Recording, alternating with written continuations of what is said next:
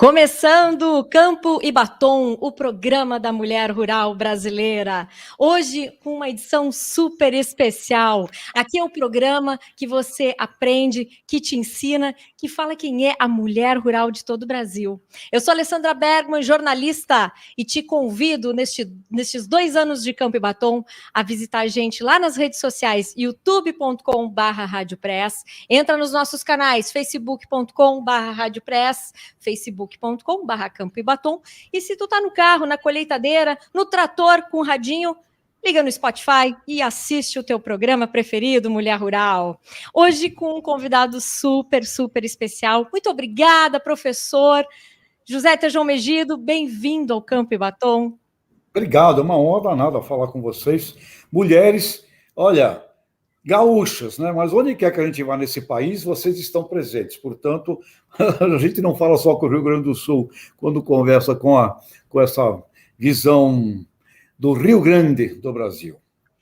É só a localização, professor, porque daqui a pouco a gente vai estar recebendo aqui as nossas ouvintes de todo o Brasil, elas vão começar a entrar aqui no nosso chat, fazer um monte de perguntas. Eu já tenho algumas perguntas de algumas mulheres que não vão poder participar e já deixaram no nosso WhatsApp aqui a sua pergunta, mas vamos começar falando diretamente ao ponto da nossa conversa, né? Quais são as 7 virtudes capitais da mulher rural e por que esse tema está sendo tão enfatizado pelo senhor?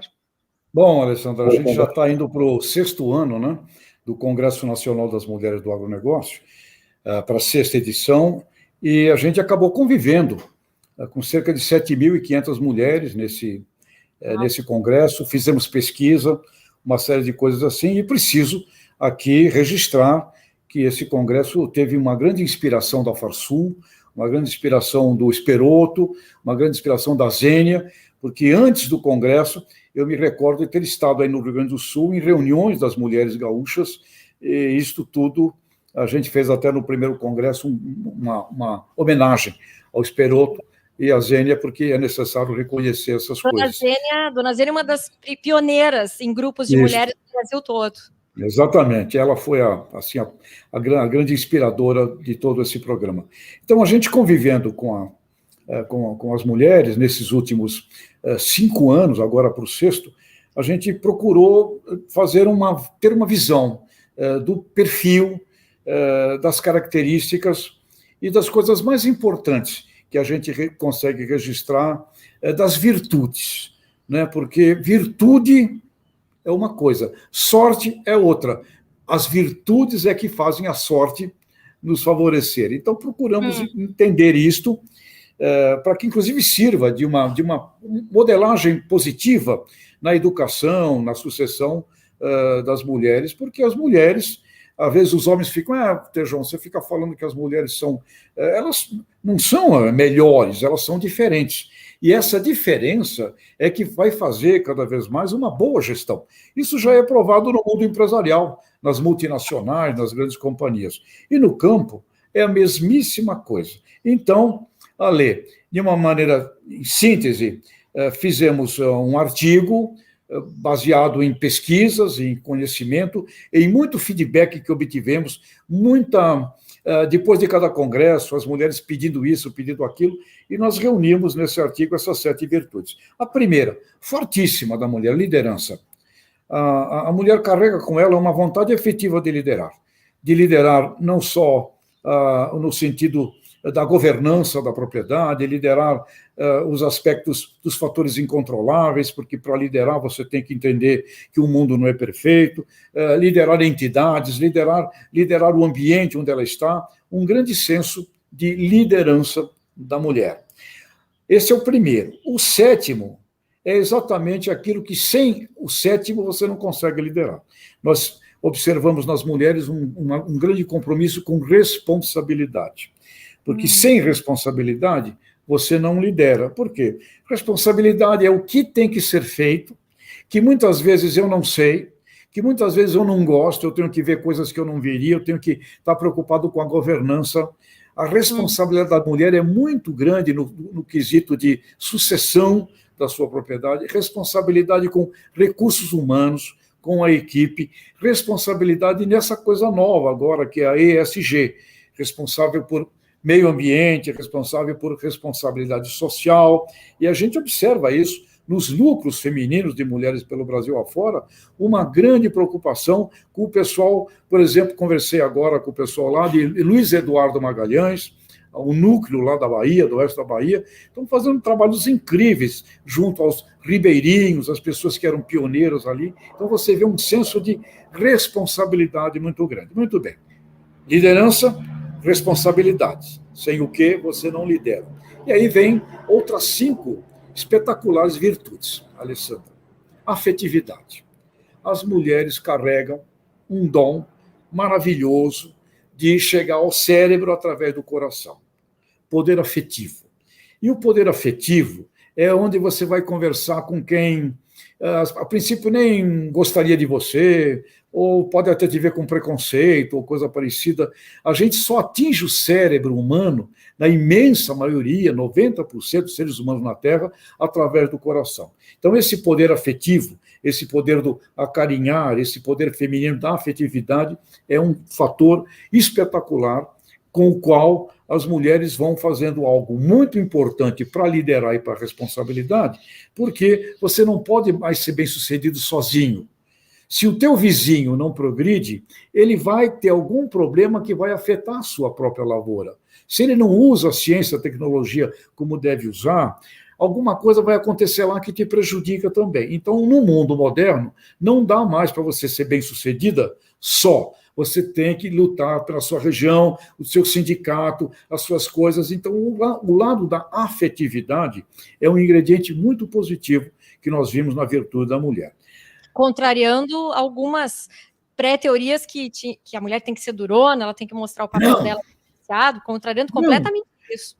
Mulheres jamais percam o poder imenso da feminilidade. Isso não significa fazer o que o outro quer. Líder não existe para fazer o que o outro quer. Líder existe para fazer o que tem que ser feito junto, mas você tem que carregar com uma coisa afetiva que é o amor.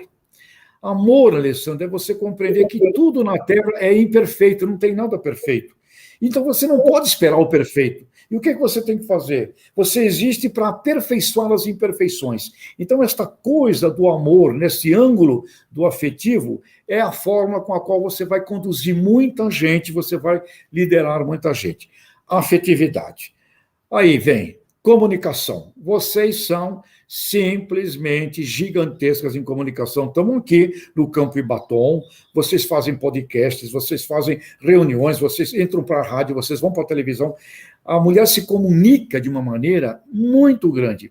A mulher não é só influenciada, ela virou uma influencer. Todas as mulheres que a gente tem, elas são verdadeiras influenciadoras. O tempo inteiro tweetando, o tempo inteiro mandando coisa, se comunicando, fazem da comunicação uma peça espetacular, contemporânea, que é muito importante para você aprender o que não sabia, discutir o que você não sabia, e as mulheres utilizam o poder da comunicação mediática, das redes, de uma maneira muito intensa. Depois da comunicação, vem outra coisa genial que observamos na mulher. Empreendedorismo.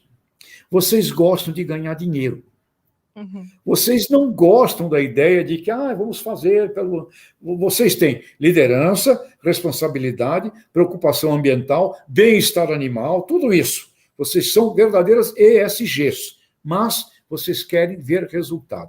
Então, a gente assiste uma grande competência de administração financeira, que, aliás, como o Antônio da Luz, querido amigo aí da Farsul, sempre relembra os agricultores, né? Atenção, vocês têm que olhar o caixa, vocês têm que olhar as finanças. As mulheres têm essa característica muito forte de darem certo, de serem bem-sucedidas como negócio também. Aí vem uma outra característica da mulher, maravilhosa, que é típica da alma feminina: resiliência. Vocês parecem que formam um organismo biológico mais preparado para enfrentar sofrimento.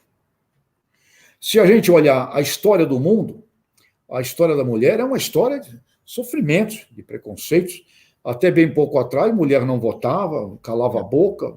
E eu me lembro do meu início na atividade do agro. Eu comecei em 1977, na Jacto, e eu visitava minifúndios, principalmente, aí na Serra Gaúcha, né, a Jacto vendia aqueles pulverizadores costais, eu ia fazer visita para os minifúndios gauchescos aí na Serra, e era sempre uma família. E eu prestava atenção. A mulher trabalhava por 1.000. Ela, além das lides da agricultura, da parreira, da uva, além de tudo isso, ela cuidava da casa, ela cuidava das crianças, ela cuidava do marido, e era muito engraçado. A gente marcava assim, passava o dia visitando, e a gente combinava assim com os homens, né? Combinava, vocês chamam de bolicho, se eu não me engano, aquele barzinho, aquele bar que tinha ali naquelas colônias, para a gente tomar um vinho, alguma coisa, uma bebida, às 6 da tarde, 6h30. Quem iam? Um schnapps. Iam os homens. As mulheres estavam em casa preparando o jantar para quando ele voltasse. Então, eu sempre vi uma força muito grande das mulheres. Mas o que é que mudou? Mudou que agora o mundo é outro, não é mais o mesmo, você não pode mais olhar para o retrovisor, tem que olhar para o farol da frente, e as mulheres foram percebidas como muito importantes na equação dos negócios. Então, tomaram uma justa percepção dos efeitos que elas trazem com elas para os negócios de uma maneira geral. Então, a resiliência é algo muito interessante, porque a mulher parece que ela, ao longo dos séculos, aprendeu a superar grandes dramas, rejeições, submissões, e ela vem com uma força muito grande, com uma vontade gigantesca de superação. Uhum. Ela quer fazer, e isso significa que nós encontramos nos nossos estudos com as mulheres do Congresso, foi o seguinte: elas não se vitimizam, elas não ficam, olha lá, olha que não me deixaram, olha que elas carregam uma grande força resiliente. E isto, para o agronegócio, é fundamental, porque o agronegócio muda todo dia. E tem fatores incontroláveis, de tempo, de bolsa, de preço, que você não domina. E todo dia muda, a tecnologia, a ciência, agora com a digitalização, você é obrigado a mudar todo dia. Portanto, isso incomoda. E a mulher carrega com ela este senso da resiliência. E, para terminar, o 7, velocidade. É outra característica que nós encontramos muito forte nas mulheres. As mulheres não querem perder tempo. Elas têm uma tecnologia nova, elas não sabem, elas querem saber como é que faz. Não ficam assim, esperando 10 anos para ver se vai acontecer, 5 anos. Elas têm um senso de timing, um senso de tempo muito forte. E uma coisa legal, não sabe, não tem problema, vai perguntar. E quer saber qual é o estado da arte daquelas coisas ali. Né? E uma das referências que a gente utiliza como um exemplo de uma mulher é o caso da dona Marise Porto, que ela é o símbolo de integração lavoura, pecuária e floresta no Brasil. Ela herdou uma propriedade degradada lá em Goiás, não era pecuarista, o marido faleceu, dava prejuízo aquilo, ela não sabia o que fazer e nem tinha dinheiro. Ela foi na Embrapa de Goiânia e perguntou: o que eu faço com uma lavoura, com uma fazenda de pastagem degradada? Eu não tenho dinheiro para reformar pasto nem nada. Deram um livro para ela ler, chamado Integração Lavoura, Pecuária e Floresta. Você pode plantar grão, com o dinheiro do grão, você planta capim, e com isso você paga com a própria lavoura. Naquela época, isso era considerado a maior bobagem do mundo. Imagina, vai plantar milho com capim, imagina que bobagem.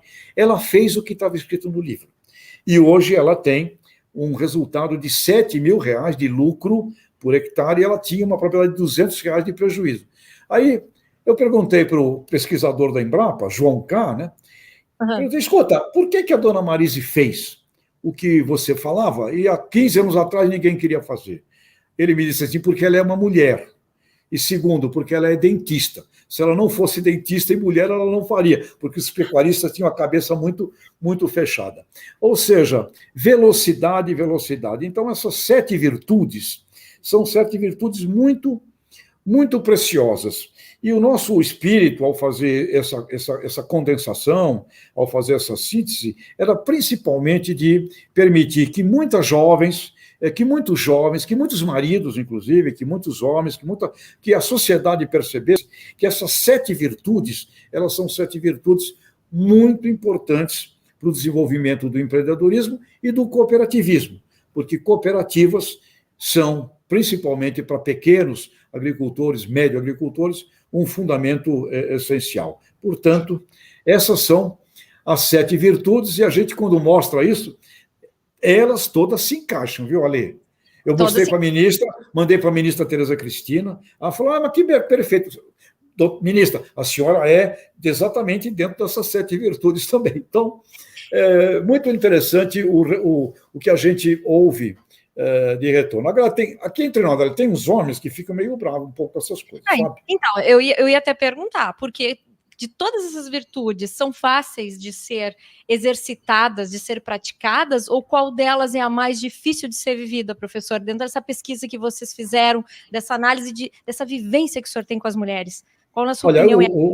Os 7 elementos, eles se somam. Se faltar um, você vai... É como na agronomia, a lei do mínimo, né, de Liebig. Você pode dar tudo que é de nutrientes para uma planta, se faltar o boro, ela não vai oferece o poder. Então, os 7 ingredientes são muito importantes, mas eu poderia, talvez, elencar, dentro dos 7, eu fico muito assim, fascinado com o último, o R da responsabilidade. Eu sinto que é uma grande diferença. Eu estava há um tempinho atrás aí na cooperativa Santa Clara de leite, aí no Rio Grande do Sul. Aliás, no encontro imenso, devia ter umas 2, 3 mil mulheres lá. E eu conversando com os zootecnistas da cooperativa, o pessoal que responde pela qualidade do leite, eles me falaram, olha, leite, quando é trabalhado pela mulher, vem com uma qualidade melhor do que quando é trabalhado pelo homem. Esta coisa que vocês possuem, que vocês têm uma capacidade de foco muito grande. Quando você tem foco, você vê o que o outro não vê. Então, vocês trabalham, e aí é liderança, né? O grande diferencial da liderança. Mas este assunto de eu sou responsável pela sucessão, eu sou responsável pela governança, eu sou responsável pela qualidade da comida que é gerada aqui na minha fazenda, eu sou responsável pela água daqui, eu sou responsável pelo meio ambiente. Essa responsabilidade, ela me parece, determinante. Porque se você tivesse todas as outras 6 e fosse frágil no responsável, você poderia usar as outras 6 para ser bem-sucedida também, porém você não teria aí o comprometimento com a ética, certo, com o longo prazo. Então, o R da responsabilidade é forte, e quando a gente abre o congresso, a gente tem um momento muito legal chamado A Minha Voz no Agro. É a coisa mais fascinante quando as mulheres colocam como elas estão realizando e fazendo as coisas. E aí você vê uma coisa que é diferente do homem, sim. É um ato de amor. É um ato em que eu aperfeiçoo a imperfeição. Porque nada é perfeito.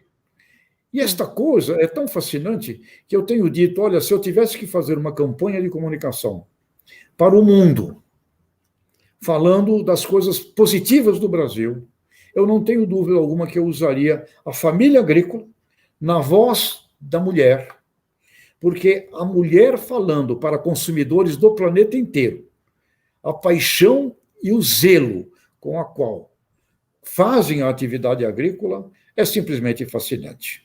Eu queria perguntar para o senhor o seu entusiasmo pela mulher rural. Claro, o senhor já falou que teve uma vida precedente aí junto com produtores rurais, pequenos produtores já há muito tempo, né? Mas o que despertou esse interesse pela mulher rural no senhor? Bom, aí eu preciso voltar um pouco mais. E preciso dizer para vocês, gaúchas, que isso me emociona muito sempre. A minha mãe adotiva, Dona Rosa Hoffmann, ela nasceu no Morro do Canastra. Canela. Uma colônia de alemães naquela época, né? E ela viveu ali na roça, até os seus 16, 17 anos de idade. Não mal falava português, quando saiu lá da colônia, foi para Porto Alegre, de Porto Alegre para São Paulo, lá encontrou o meu pai adotivo, um português de Trás-os-Montes. Então, eu fui criado por uma colona alemã. Então, assim, e depois depois eu tive as minhas histórias, né? Eu tive uma grave queimadura, a minha mãe adotiva me deu coragem, me deu vida. Aí tem um monte de coisas para uma outra conversa. Mas quem foi criado por uma colona, Deutschland, alemã, que me ensinou a vencer a vida e me falava de todas essas coisas, de como ela, desde pequena, além de trabalhar na roça, ali da coloniazinha onde ela estava, tinha que cuidar dos irmãos, ou tudo. É lógico que eu fiquei com essas coisas internalizadas em mim. Então, quando eu comecei a ir ao campo, né, porque eu nasci em Santos, só fui andar pelo campo já depois de um tempo, com 23 anos de idade, que eu tive as atividades na área das máquinas agrícolas. Então, quando eu comecei a ir para o campo, eu enxergava isto. Eu procurava a Dona Rosa. Eu procurava a Dona Rosa Hoffmann. Eu ficava atrás da Dona Rosa.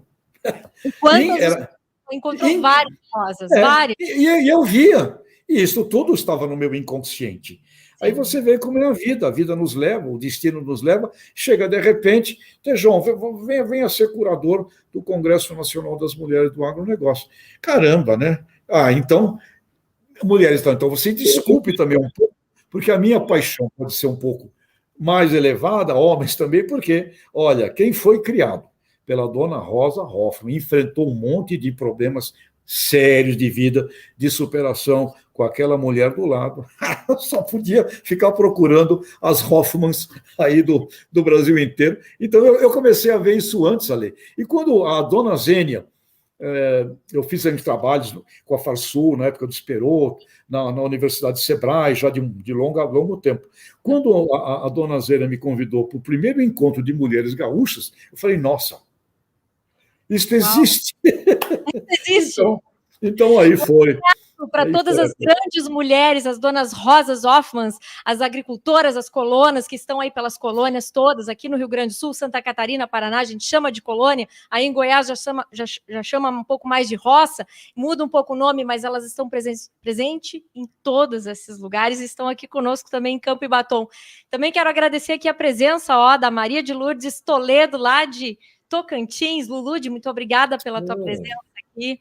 Fábio Verardi, que lindo escutar alguém que acredita nas pessoas. Obrigada, professor. Olha que legal, obrigada, Fábio, por participar. Obrigado, Fábio. E aqui, tem mais perguntas, professor, tem mais perguntas. Vamos ver aqui, pergunta da Sônia Bonato. A Soninha, que eu sempre digo que a Soninha é um batonzinho, está sempre na boca do programa aqui com a gente. O que o levou a apoiar e incentivar as mulheres do agro para que elas sejam vistas? A gente até já respondeu, acho que essa pergunta. E de onde você tira inspiração para os temas de seus livros? PS, adoro Guerreiros Não Nascem Prontos, é um livro para ler várias e várias e várias vezes. Amo. Bom, Soninha, primeiro, parabéns, você é nosso símbolo, né? Nosso ídolo no Congresso, uma mulher dessas, fantástica. Guerreiríssima. Além de guerreira, exatamente dentro dessas 7 virtudes, uma capacidade gigantesca de tocar o cérebro através do coração. Toninha, com relação aos temas dos livros, a gente fica pensando, né? É uma coisa que já nasce dentro da gente, e aquilo fica como se fosse ali um biodigestor. Né? Aliás, mulheres do agro, prestem atenção no biometano, no biogás, isso aí também é um campo genial. É como se fosse um biodigestor, aquilo fica ali fervilhando dentro da gente até que explode. Né? Esse que você leu, Guerreiros Não Nascem Prontos, tem exatamente dessa consciência. Nós nunca estamos prontos, nós estamos num processo de aprendizado constante e permanente. E o último livro que nasceu agora, já depois da pandemia, que é O Poder do Incômodo, que é: o mundo não é perfeito, portanto, não procure o perfeito, o imperfeito te incomoda. E isso é genial. Ao contrário da gente, puta, que ruim, eu queria que... Não tem perfeito. Então, se está te incomodando, é ótimo, porque você vai partir para cima para buscar, então, a evolução. Nós nos movimentamos a partir dos incômodos, e tudo isso que tem no agro, Tudo é resultado de imperfeições. Aí vem uma semente melhor, aí vem uma fórmula de você fazer rotação de cultura melhor, aí vem uma tecnologia melhor com relação aos animais. Tudo que tem no agro é motivado por imperfeições que incomodam, e esse incômodo resulta em pesquisas.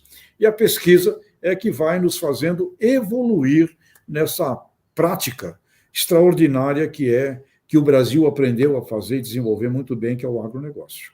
Pegando esse gancho do poder do incômodo, professor, a quem as mulheres rurais, essa nova geração de mulheres, com essas 7 virtudes fantásticas, vão incomodar? Olha, elas só vão incomodar quem for atrasado. Por quê? Eu também tive a chance de trabalhar com mulheres em empresas, aqui do Jornal do Estado de São Paulo, com muitas mulheres. Equipes de vendas, por exemplo, Ale.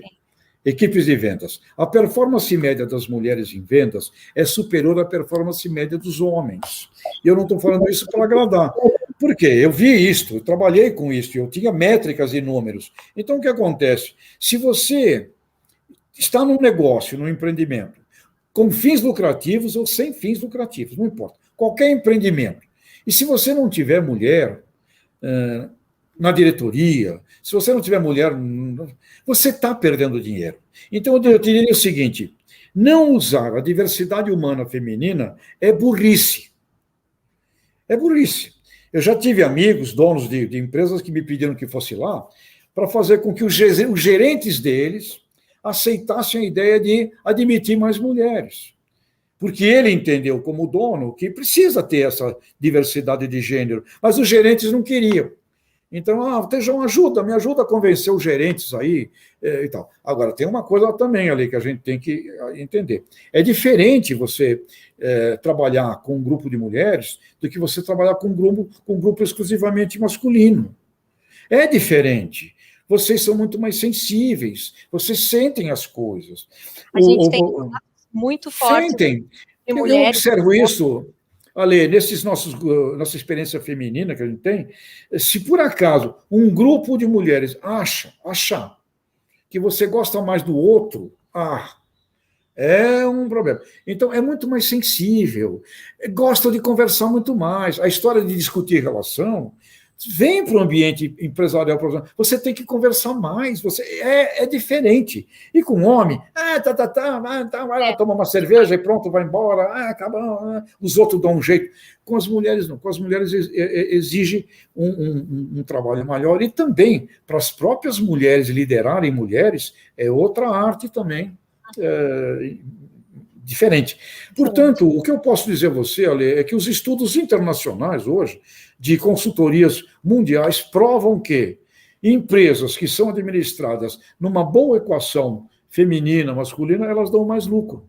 Porque é diferente o olhar, é diferente a sensibilidade, é diferente a empatia, né? E é diferente esta coisa do foco.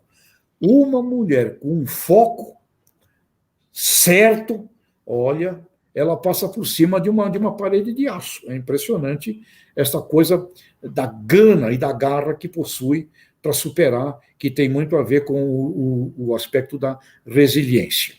Uma das coisas que ainda a gente tem que conquistar, que a gente já trouxe até várias mulheres aqui, várias CEOs, né, de empresas multinacionais, é sobre a questão da remuneração, da valorização remuneratória das mulheres, que ainda está muito diferente no mundo inteiro, não é só no Brasil, relacionado aos homens, que elas estão avançando dentro das empresas, porém não estão conquistando as benefícios, as recompensas iguais aos homens, né, professor? Isso é um desafio.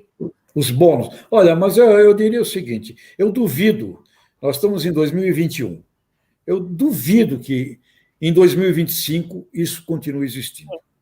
Que bom, que bom. E ouvindo isso do senhor como uma pessoa intelectualizada, como alguém que está no mundo, está vendo tudo o que está acontecendo, isso é muito bom para nós, muito bom ouvir isso. Olha, eu até tenho uma observação interessante, eu dou aula na França para jovens do mundo inteiro, né? E você precisa ver as meninas, as moças da Ásia, da Índia, da Europa, da América Central, e da África. Eu estou muito impressionado com a atitude guerreira das moças, jovens, estudantes africanas. Eu falo, não é possível, vocês vão dominar aquele continente. Vocês são muito mais, esses 7 virtudes, muito mais do que a média do homem africano. Vocês vão mandar lá. Ainda não, mas olha, eu não dou mais 5 anos para a África não ser comandada toda por mulheres. Tá bom. E as 7 virtudes capitais das mulheres rurais vai virar livro, vai virar tema de livro também, professor? Olha, é um início, fizemos esse estudo, né, como já falei, reunindo um monte de pesquisas que realizamos com a convivência, a vivência, dados internacionais que mostram a importância disso, não é só no Brasil, na Europa, meninas, moças da China, é impressionante, moças do Vietnã, olha, é impressionante quando a gente vê essa juventude internacional. Países agrícolas, e o grande poder da mulher, porque cuidar da originação. Ok, agribusiness não é só agropecuária, é ciência, vem antes. Aliás, as pesquisadoras, nós fizemos no último congresso um encontro com as pesquisadoras da Embrapa, as mulheres também, e aqui vai uma outra informação importante sobre o papel da mulher. Nós, no agronegócio, teremos que cada vez mais conversar com o consumidor urbano, com o consumidor. E esse consumidor, ele é leigo. Ele será aquilo que a comunicação chegar na percepção dele. E nos Estados Unidos teve uma pesquisa do Center for Food Integrity, tendo que educar consumidores sobre ciência, sobre tecnologia, porque alimento é ciência, né? A gente está comendo ciência e não adianta querer ignorar que a gente não coma ciência. Ela está ali presente. E a pessoa considerada ideal para falar com consumidores urbanos sobre alimento é uma mulher cientista e mãe. Ou seja, este aspecto feminino, ele não é que a gente esteja aqui fazendo levando a mulher a um ponto desnecessário nas alturas, não. É simplesmente um ajuste de equilíbrio. Eu diria, ficou muito defasado, e o que nós estamos fazendo é colocar num nível de equilíbrio. Quando você pergunta se isso vai incomodar, pode incomodar, na minha opinião, quem for tolo. Eu não tenho dúvida alguma, se eu estou numa empresa, eu tenho uma área de vendas na minha empresa, eu quero, no mínimo, 50% de mulheres. Eu quero ter gestores, eu quero, no mínimo, ter 50%, porque eu sei que é melhor. Aliás, eu sou professor. Uma sala de aula que é bem balanceada de homens e mulheres no gênero é muito melhor do que uma que seja dominada somente por uma categoria. E digo isso também no oposto. É muito importante também, não é você imaginar que, então agora é tudo mulher. Não, também vai dar desbalanço. Equilibrar com justiça o gênero. Então, mulher é importante, sim, faz falta, sim, e ajuda você a ter mais lucro. Campo e Batom, o programa da mulher rural brasileira. Vamos ir para os finalmente do nosso programa, professor. Mas antes, um recadinho. Dá tempo ainda de comprar ingresso para o Congresso Nacional de Mulheres do Agro? Ainda dá. Tem lá uma parte que ainda está acessível. É no dia 25, 26, 27 de outubro. Né? Certo. E inspirado o tema deste ano pela própria ministra, a Tereza Cristina, que é inovação e agregação de valor. Porque tudo que a gente faz no campo agora está impactando o valor percebido pelo consumidor. Não é só a agroindústria, não é só a marca, né? Não é só a embalagem, não é só o ponto de venda. A originação, de onde vem, significa cada vez mais valorização e diferencial dos produtos. Então, agregação de valor, inovação, vamos ter uma abertura com a presença da ministra, com a presença de gente do Reino Unido, da Inglaterra, da Índia, e ao final teremos, muito provavelmente, o Alisson Paulinelli, que foi nosso candidato ao Nobel da Paz, encerrando com uma pesquisadora, a Petula, uma cientista, mulher e mãe, porque nós queremos que, a partir dali, a gente possa contribuir com o Brasil de utilizar cada vez mais as mulheres na comunicação do agro para a sociedade urbana como um todo.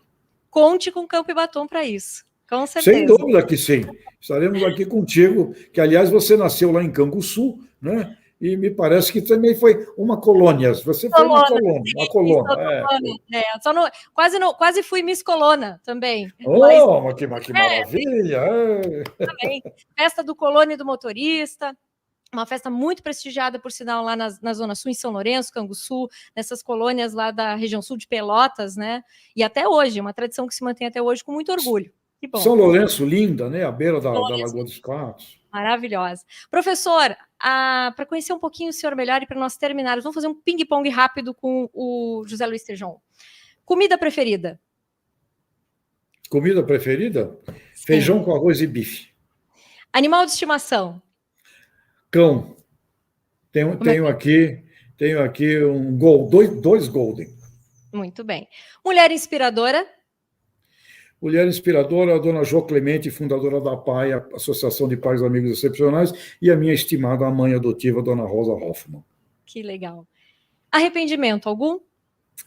Arrependimento de não ter prestado mais atenção. Eu devia ter prestado mais atenção. Aliás, é o grande recado que eu podia deixar para vocês todos aqui. Se eu pudesse voltar no tempo, o que eu faria de diferente? Uma coisa só, prestar mais atenção. Portanto, daqui para frente, prestar atenção, prestar atenção, prestar atenção. E é com esse recado que a gente finaliza Campo e Batom de hoje, um Campo e Batom especial, no mês de aniversário de 2 anos deste programa. Professor, muito obrigado de coração por aceitar nosso convite e as portas de Campo e Batom estão sempre abertas para o senhor participar aqui no programa, viu? Obrigado, Alessandra. Obrigado a todas vocês e Brasilzão. Vamos para frente. Volta na próxima semana. Até lá. Um beijo.